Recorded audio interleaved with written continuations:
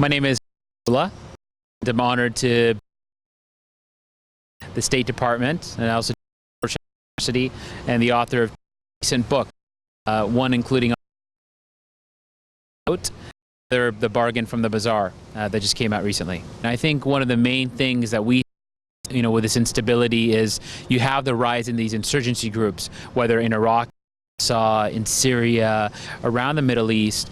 One of the big things I think in my own research and looking at what we can do is that we have to criminalize these insurgency groups. So one of the big things is to criminalize, show the hypocrisy of what they're trying to do, and really at the end of the day reduce the recruitment. Because a lot of young people, and about 8 doing my doctorate on one get into it.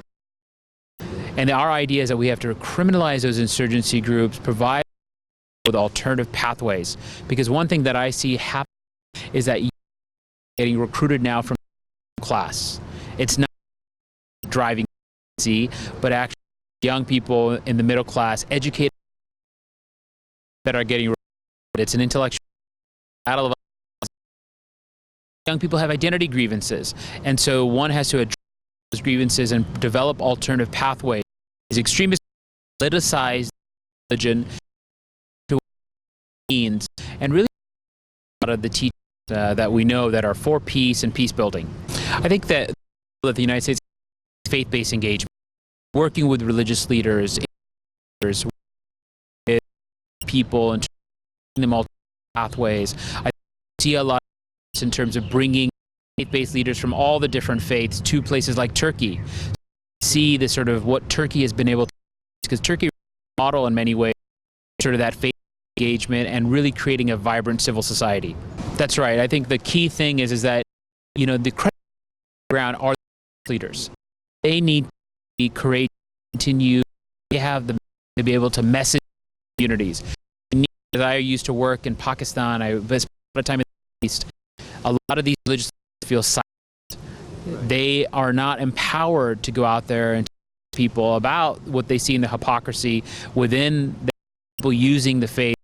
And so I think it's really key to empower religious leaders, empower those messengers, because that's the only way to get this message across. You have people that have ability on the ground. I think Turkey is at the forefront, working with the U.S. in combating this extremism. It has developed a curriculum building.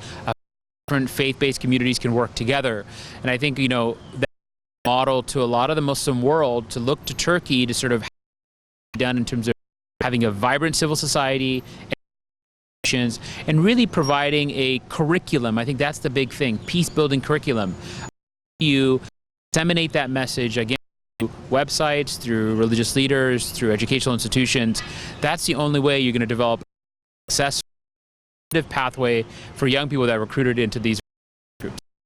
Absolutely, to be a very small way, but what we need to do is sort of scale this up, get the synergy. My research in my recent book, Vying for the Vote, was trying to get people to understand what are the incentives behind extremism. Right. If we understand what the incentives are, it's not endemic to regions that we see violence, but if we have incentives, help shape outcomes in a different